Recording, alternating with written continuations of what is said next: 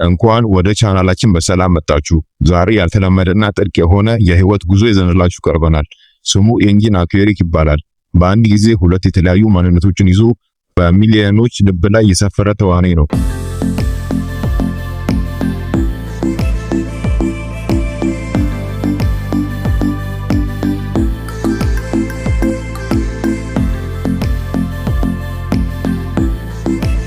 ለኛ የተሰበረው ከሪምም ነው፣ የማይበገሩ ኮሚሽነር ኦማርም ነው። አስቀድማችሁ ሰብስክራይብ በማድረግ የቤተሰባችን አባል ሁኑ።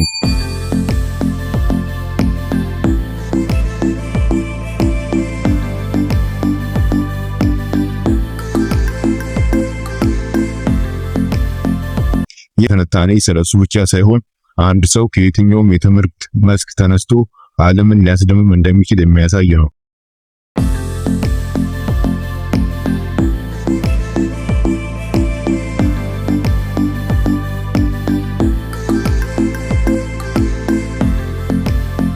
ኤንጂን አኩዌሪክ ጥቅምት 1981 እንደ አውሮፓውያን አቆጣጠር ቱርክ ውስጥ በአንካራ ተወለደ።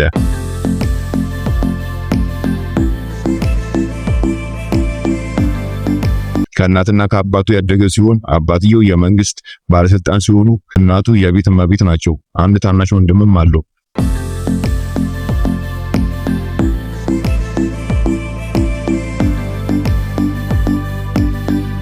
ከዚህ ትንሽ ቤተሰብ በመነሳት ነው ወደ ትወና ዓለም የገባው። ትወና አልተማረም። በአንካራ ዩኒቨርሲቲ የትምህርት ዘርፉ ታሪክ ነበር።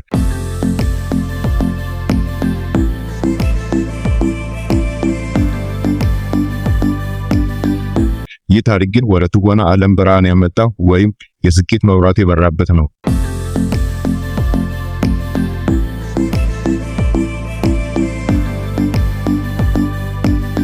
የኤንጂን ትወና ህይወት በድንገት የተጀመረው በ2004 ዓመተ ምህረት በቱርኪኒን ይዲዝላሪ የተባለ ቴሌቪዥን ውድድር ላይ መሳተፉ ነበር።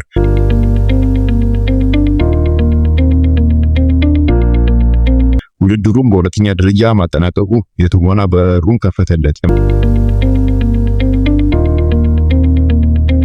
መጀመሪያ ሚናውንም የባንጂ ዳማት ላይ ያገኘ። በ2006 ዓመተ ምህረት በተሰራው ካዳር ፊልም ላይ ባሳየው ችሎታ በጣም ተስፋ ሰጪ ተዋናይ የሚል ሽልማት ተሰጠው።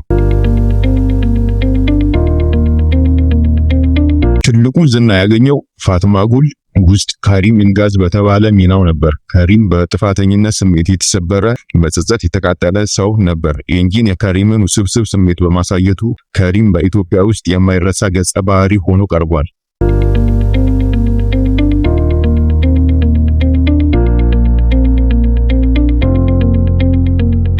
ከዚያም ወደ ኮሚሽነር ኦማር ደሚር ካራፓራ አሽክ ውስጥ ተለወጠ። ኦማር ጠንካራ እና ብልህ ፍትህ የሚፈልግ ነበር።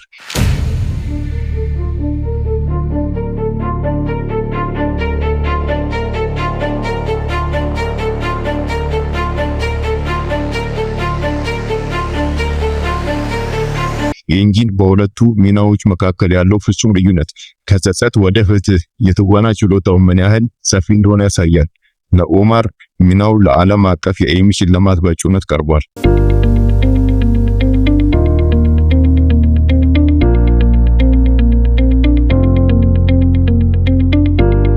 በቅርብ ጊዜዎቹ ዋና ስራዎቹ ሳፍሪን ኪዚ፣ አዲን ፋራ በተባሉት ላይ ጠንካራና ዋና ሚናዎችን መጫወት ቀጥሏል። በአጠቃላይ ኤንጂን አኩዌሪክ እስከዛሬ ድረስ ከ10 በላይ ዋና ተከታታይ ፊልሞችን እና 5 የሚሆኑ ፊልሞችን ሰርቷል።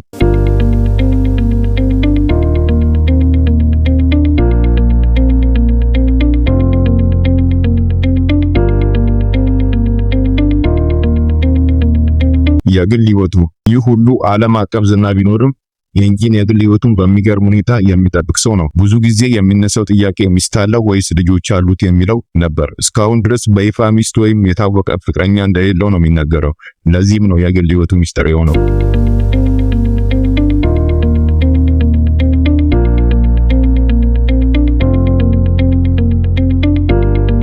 ከታሪክ ወደ ተማሪነት ዓለም አቀፍ ወደ ኮከብነት መድረሱ እውነተኛ የትህትና እና የትጋት ታሪክ። አሁን የእናንተ ተራ ነው። ቪዲዮን ከወደዳችሁት ላይክ አድርጉ። ቀጣይ የትኛው የቱርክ ተዋናይ ህይወት ይሰራላችሁ? ስለ ኤሊፍ ወይም ስለ ቱባ ቢስኪተን ወይስ ስለ በረንሳት ፋትማጉል በኮሜንት ቦክስ ውስጥ አስቀምጡልን።